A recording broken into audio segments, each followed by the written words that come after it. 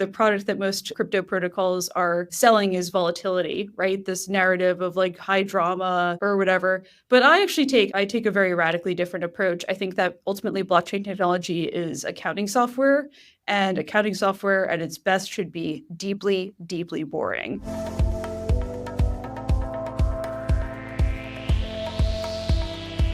The content presented on this podcast does not in any way represent investment advice. The information is provided for educational and entertainment purposes. Crypto assets are considered risky investments. You should always do your own research before investing. The opinions expressed here do not represent those of CoinDesk's editorial staff. We all want to believe in something. In Chinese, belief also means trust. We want to trust our systems and each other so we can build a future beyond what we know. Join us at Consensus Hong Kong, where belief becomes real. You're watching CoinDesk Spotlight. I'm your host, Jen Sanasi, and it is my pleasure to bring you into this candid discussion with Tezos co-founder Kathleen Breitman. Kathleen, welcome to CoinDesk Spotlight. Thank you for having me. Of course. Thank you for being here. I love every single discussion I do for Spotlight. We get to learn so much, and we get to really see the human side to the folks that are building in this industry that seems to be moving at record pace. So I want us to go back in time. Talk to me about Kathleen as a little girl. What did you dream about doing when you were younger? That's a good question. I mean, it's funny because sometimes I get asked to do like career days and stuff like that for places where I used to go to school. And folks ask me like, oh, how'd you come up with your career path? I'm like, well, the industry literally didn't exist when I graduated from high school. So I was born in 1990. I graduated from high school in 2008. Of course, it's the same year that Satoshi Nakamoto released the white paper for Bitcoin. And I graduated from college in 2012. I did a degree in philosophy, so I don't know what you can do with that really practically. Not very much. You either swing for the fences or... There are a bunch of people out there getting their degree in philosophy right now that have just like taken it to the heart, Kathleen. Oh, no. I think you need to be a little bit self-deprecating. I always joke that the philosophy factory closed by the time I graduated. No, but I mean, philosophy majors do outsizely well on like graduate school applications, and a lot of good attorneys, have their foundation in philosophy. Also, like Peter Thiel, Paul Graham, like there's actually a really great symbiosis between philosophy and not just the law, but also computer science and other areas that I find really interesting. So, basically, like I tried a few things on for size after I graduated. I didn't know what I wanted to do. My parents always thought that I should go into a medical field or the legal profession, because I think that's what generically smart people are supposed to do when they graduate from college.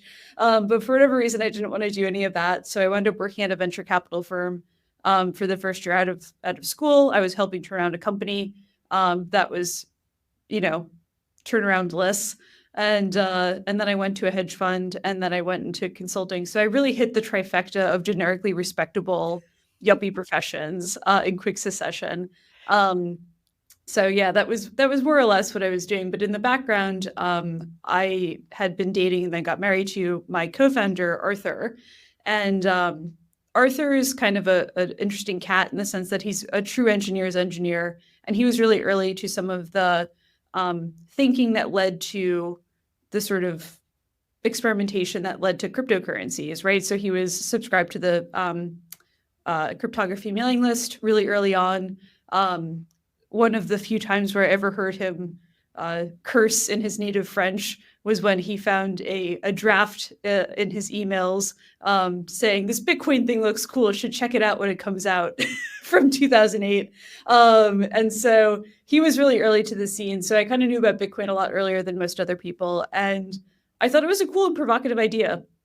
And so I guess gradually as like I ascended through the various trials and tribulations of yuppiedom, Bitcoin was always on my mind. And that was kind of how I came to know about it. Did you always think it was cool and provocative? Like, can you remember the first time you heard about it or the first time you read the white paper? What was going on in your brain? Were you skeptical? Did you think that this was something that could play out the way it did over the next decade? I think if you weren't skeptical at the jump, then you were a crazy person. But I think even its biggest advocates were skeptical of it. But yeah, I think it's provocative. I think, basically people have been trying to do a version of what became Bitcoin for decades before Bitcoin was actually launched. And so it's worth giving credit to whoever Satoshi Nakamoto is, that they were able to master and actually launch something that very many clever people had tried to do before. David Chaum, obviously, like being quite a genius, wasn't able to crack the code necessarily, and a few other folks who were like really very prolific in the field of applied cryptography weren't able to do what a anonymous or group of anonymous people were able to do. So I'm gonna ask you something, and please don't hate me that I'm asking you this. But do you ever think, the reason I'm asking you is because I thought about it on the weekend and like asked the person who was in the car with me, and so I'm gonna ask you: do you ever think about who Satoshi Nakamoto is? Is that something that lives in the back of your mind? Yes and no. I mean, I kind of envy them. They're a lot smarter than me. So I think staying, completely anonymous is probably a good idea. And they took great pains to cover their tracks. And I think, if we think about anonymity as a tool or as a vehicle for like moving the discourse, I think it's rarefied air actually. And if we think about the founding of the U.S., for example, like I mean, all of the Federalist Papers written under pseudonyms. I think that like basically being able to operate under anonymity is actually really important for being intellectually free. Mhm. And sometimes people abuse that, but sometimes like you generally have a very provocative take that might change the world. And it's worth treating yourself as though you're going to be massively successful. And usually that means, I think, curtailing the parts of your life that people could use against you. Yeah, that is so true and really resonates in this world we live in where everyone is sharing everything all the time and you don't know how these things are going to be interpreted at any point in the future. It could be next week, could be a month, could be years from now. It's kind of frightening, honestly. And it also like it forces an intellectual honesty. Like, no one's saying, oh, well, Satoshi Nakamoto has this qualification, right? Mhm. And if you look at like crypto fraud and like the people who've been attracted to this industry who've abused it, it's been mostly people resting on their laurels, right? Like the MIT computer scientist, for example, or not to name names, but most of the time when I see like something that looks to be like kind of dodgy, the cope on it has been like, well, this person went to this school, and or this person worked at this place, as though that like kind of mitigates what's like fundamentally intellectually dishonest. And I think there's a real virtue in staying anonymous and having the code speak for itself, the ideas speak for itself. For a while, there was no clear line of who had written the Tezos position paper, and I thought the fact that a lot of people who were extraordinarily clever thought it was a great idea. It was like the best endorsement that the project could have ever received. It's interesting that you bring up people resting on their laurels. You work at a big company that kind of defines you as you move through your career, the same as if you go to a prestigious school.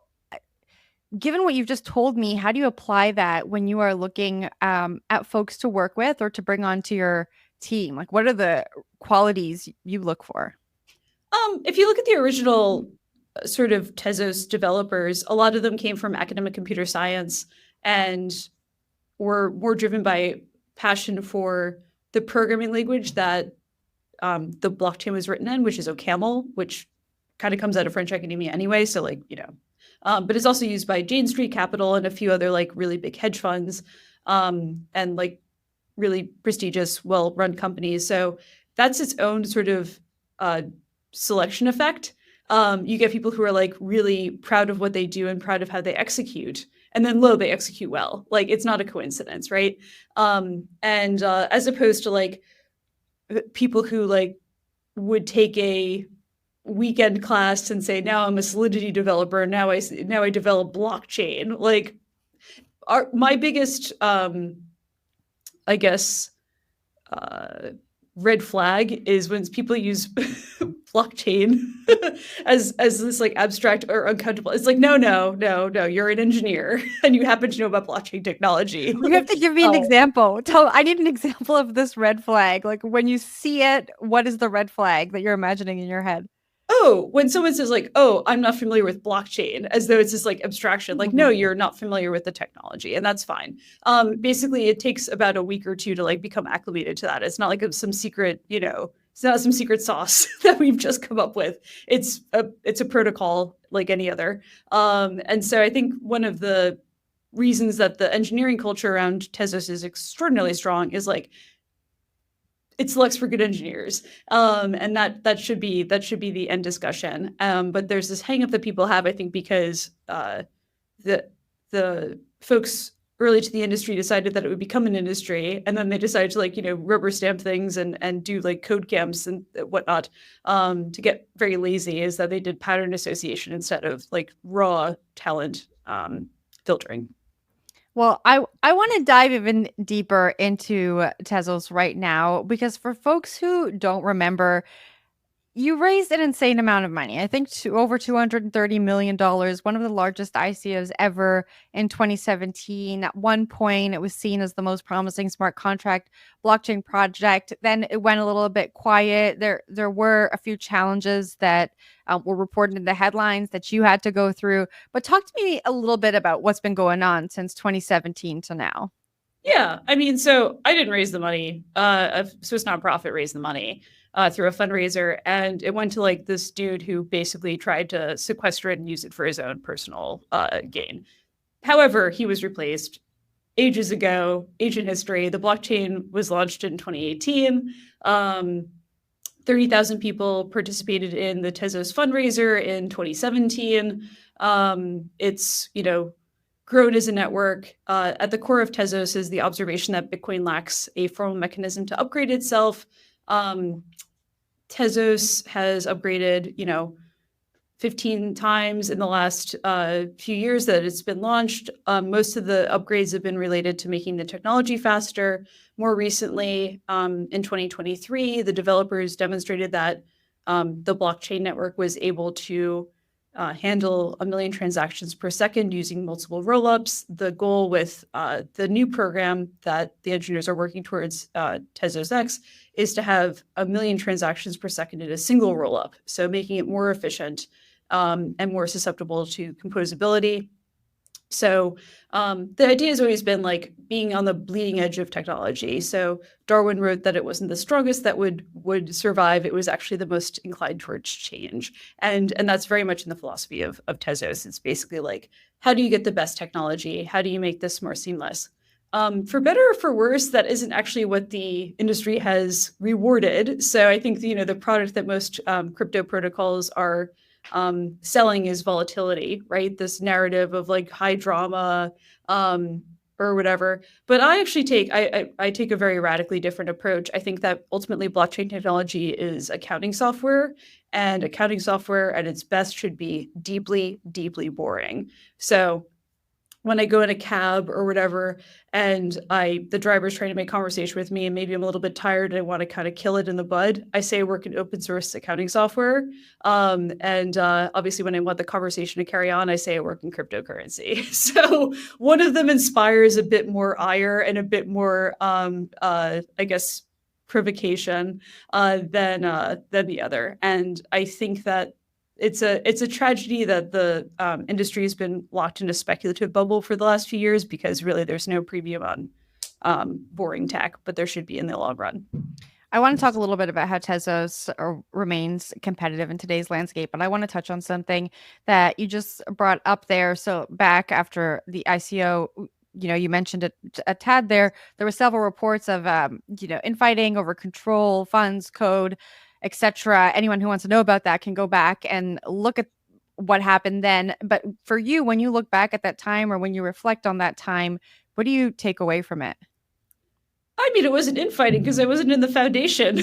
So I was not on the board. So what happened was basically my company, which is Delaware C Corp, had a contract with the Tezos Foundation to eventually potentially purchase it based on a number of milestones that the network would would or would not achieve, which no other blockchain had, right? So a decentralized upgrade, that whole thing.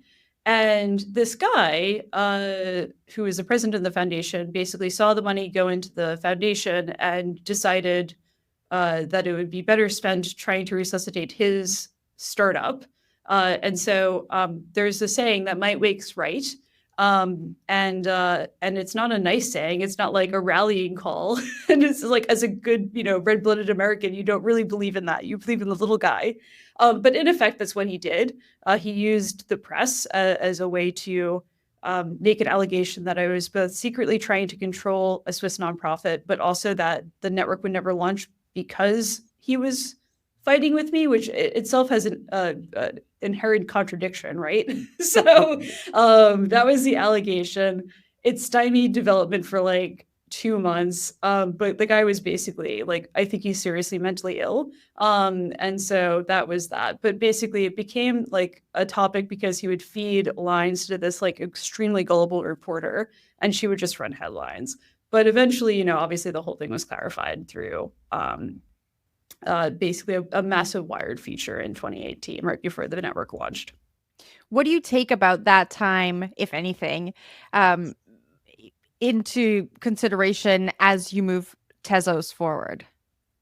I mean, it's pretty clear in the rearview mirror. Like Ben Horowitz has a quote from The Hard Thing About Hard Things, which is like, oftentimes in a large organization, it comes down to one person obstructing everything for everything to go awry. And I remember reading this, while I was going through this with this guy, and I was like, that sounds true.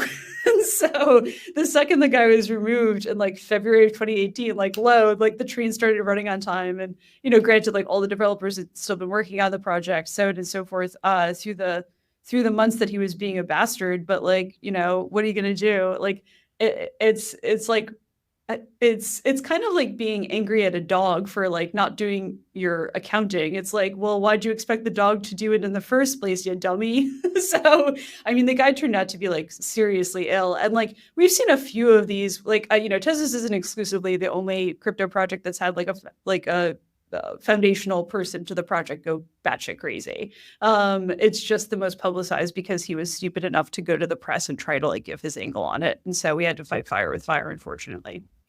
Let's talk about Tezos today and how you remain competitive. There are, it feels like protocols, layer 1s, layer 2s, layer 3s popping up all the time. They're focusing on different aspects of the industry. Talk to me about where Tezos is today. I know there was a new roadmap released recently, probably a few months ago now, where it is today and how you think about remaining competitive with all of these, I guess, added layers to how we build things.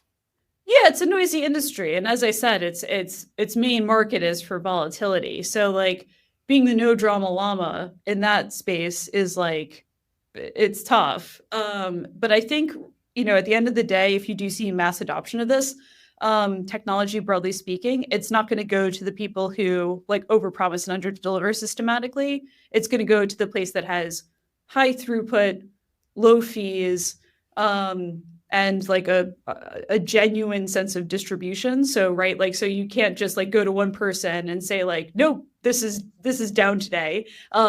You actually do need to be decentralized. So I think of decentralization as an insurance policy, and I'm a big nerd, so I like insurance as a mechanism. And I think like basically you only get insurance if you're hyper aware of statistics. And I think that's why decentralization has been extremely underrated. However, in times of catastrophe, you see, the purchase of insurance go up quite a bit. And I think that's, I'd hope that there's no catastrophes on the cryptocurrency space, because every time you've seen them, the baby goes out with the bathwater, right? Like FTX going down was obviously a massive, kick in the butt to the whole space. But like it is the case that what true decentralization gets you is resiliency through those times. Tell me a little bit more about what you're focused on moving forward.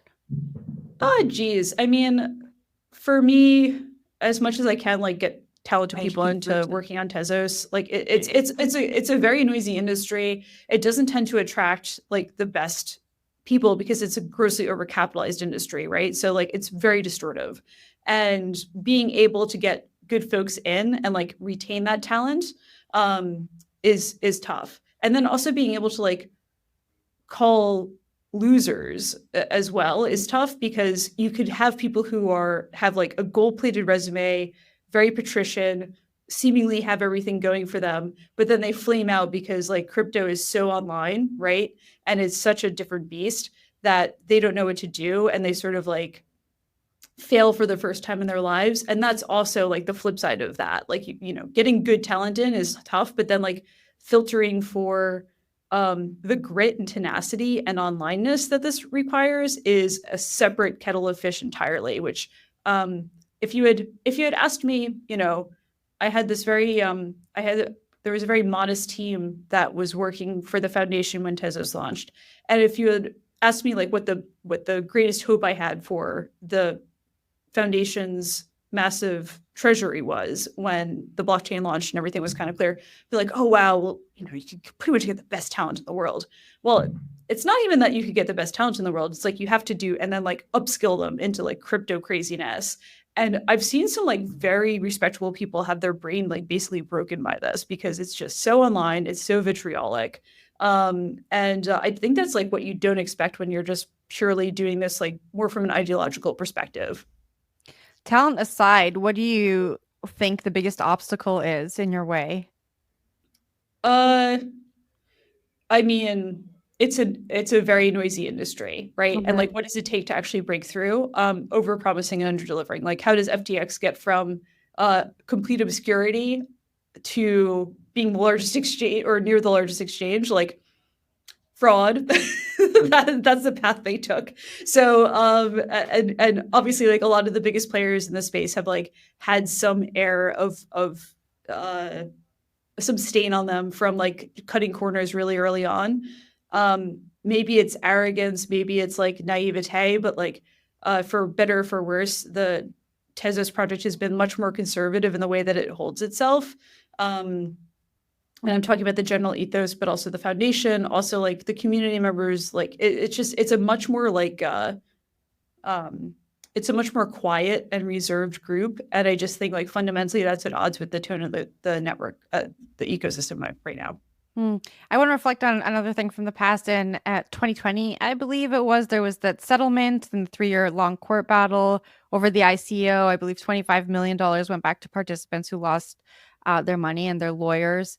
And it definitely sounds like you've moved past that. I mean, we're talking about the future of the ecosystem now. Talk to me about rebuilding trust and belief in this ecosystem that really had a lot of fervor and celebration around it when it was first launched. Yeah, I mean, I think there's still like record participation in the Tezos ecosystem. If you want to look at it as a mini democracy, it's got a lot more participation than outside of Australia, where voting is compulsory. A lot more participation in our little digital commonwealth than most other places. And I mean, you know, like I got like a nuisance fee from people who had run a OTC trading desk, but were also plausibly accused and convicted of raping a teenage girl while I was while they were suing us. So like honestly, the people who did file some lawsuits only emboldened me for how much BS they were. So yeah, I mean, you know, it's one of those things where it's like, don't mind the haters, don't mind the nonsense in your way, just like move forward and keep your chin up. More people, you know, who participated in the Tezos fundraiser, like didn't know about the lawsuits than anything else. Do you think about building that trust? It sounds like what you're saying is that it doesn't need to be rebuilt. There were one-off scenarios and the ecosystem is still strong. The people who participate in the ecosystem are still strong. I think I was very happy that, you know, the first person who is the lead plaintiff, we caught him contradicting his written affidavit online and also coining the phrase bright kike. So, I mean, I didn't feel too bad about losing his trust, and I definitely didn't feel too bad about the child rapist. I was much more happy with the other people who stayed on board and claimed their tokens. So, I mean, honestly, if like we looked at the selection effect of the lawsuit, like if anything, it just made me happier. And the people who actually wound up like kind of clearing like the initial like Tezos dispute, foundation board or whatever. The guy who became the president of the Tezos Foundation after the guy who was giving us a bunch of problems was actually a random contributor from Utah, a guy named Ryan Jesperson. So overwhelmingly, like I didn't feel like there was anything that had to be reclaimed because honestly, like the people who helped us out the most were random community members who just like saw that we were in a tough spot and helped us mostly out of the kindness of their hearts because I don't think they saw any gain from it. So what we've seen in the tone shift is that like Tezos is wildly popular with artists, and the NFT art boom has been like a massive saving grace to the culture of Tezos. But again, like why do artists come to Tezos versus other networks? Mostly it's because the fees are super low, right? So like these aren't big whales. These aren't, people trying to like bid up different prices of things. It's like people who actually appreciate the blockchain for what it is, which is like a very cheap and efficient way to exchange value with someone that you may not know or may not trust on the web. And I think that's actually like if something warms the cockles of my heart, it's really that. And so I go to all these like art events throughout the world. I'm based in London, which is like a massive hub of that. And like artists will come up to me and they'll show me like their wallet full of Tezos like NFT art pieces, and like that makes me feel really good. Whereas I think if people were just constantly caterwauling about price movements and like speculative fervor and like what's going to happen, like that would have eroded a lot of the joy I have. All right, Kathleen, before we go, for folks who are watching this episode or listening to this episode who want to be more like you, they want to build something that is long lasting, that leaves an impact in the crypto ecosystem, what would you tell them? Don't look at the comments section. I think Tim Draper always says the haters, and I like that. But yeah, you should be your own North Star. If you don't have conviction in what you're doing, then no one else will. Kathleen, thank you so much for joining me for this episode of Spotlight. Thank you for having me.